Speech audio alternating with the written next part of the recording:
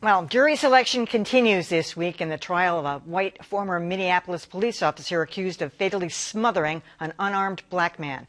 It's a highly charged atmosphere brimming with racial overtones and fears of injustice. And even before the trial gets really underway, there are controversies, including one about what to call the trial itself. There's no question what to call trials of the infamous accused of murder.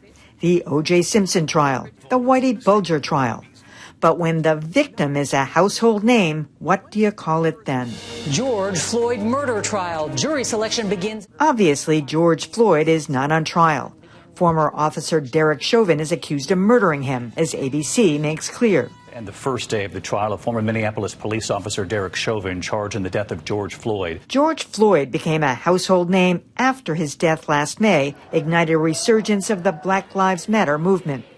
But critics like GBH contributor Reverend Emmett Price say the news media should not be calling it the George Floyd murder trial. This is not the George Floyd trial. For any attorneys and lawyers out there, you know, who gets placed before the V and who gets placed after the V is extremely important.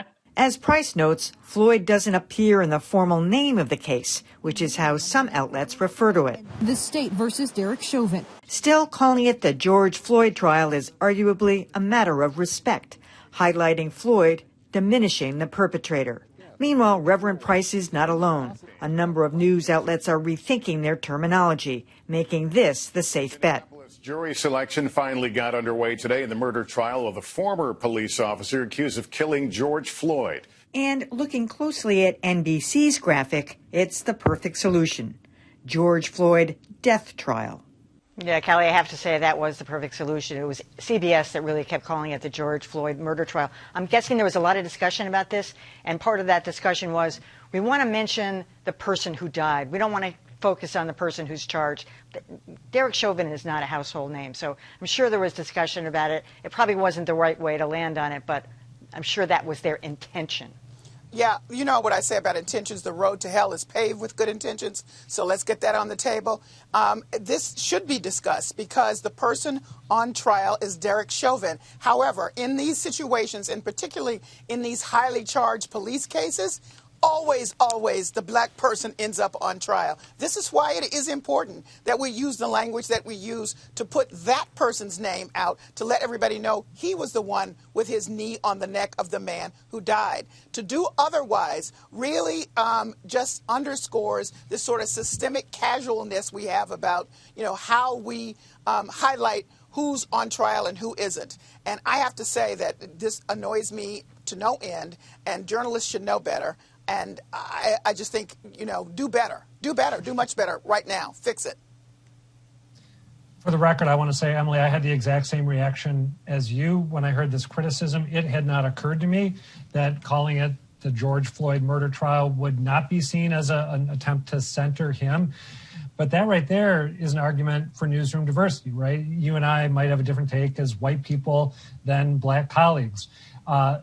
One other possible solution that I came across before we started talking today, the Chicago Tribune is calling it the Derek Chauvin trial in the death of George Floyd.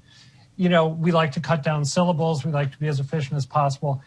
I like that framing a lot because it both reminds you who is accused of murder and of who the victim was. So that's my current favorite iteration for this. I agree 100% with Reverend Price. I agree with Adam that that's a really good solution. It won't fit neatly in a headline, but I think it's important to, use the deck to describe more of the trial if you need to. But the big difference between the O.J. trial, between the Whitey Bulger trial and this is that O.J. and Whitey Bulger were on trial. Right. They were not the victims. And I think it's extremely important to center this around the person who is on trial and then use more words in the story, in the audio clip, whatever, to explain what the trial is about, which is the death of George Floyd.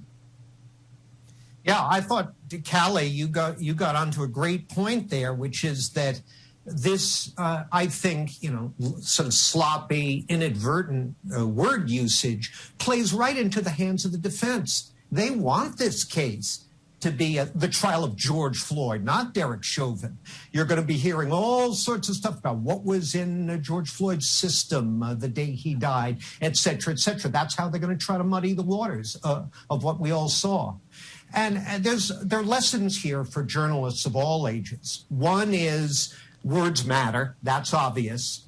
And the second is, as Adam suggested, in the haste to save a half a second or a second, don't be in such a rush if it means you're going to tumble down the slippery slope and mess up and give the wrong impression.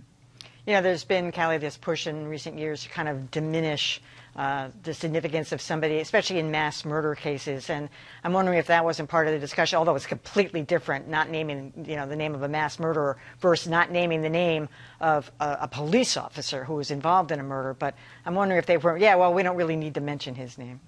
I just think that there's been, I'm sure that may have been part of the discussion, but if you take a look at all of these cases, you will see a pattern of what happens there. And it's just very clear, and particularly with one as high profile as George Floyd, it just cannot be. I mean, we have to be clear about who we're talking about in our journalism and why we are using the names that we use in the way that we do it. And so everybody's right.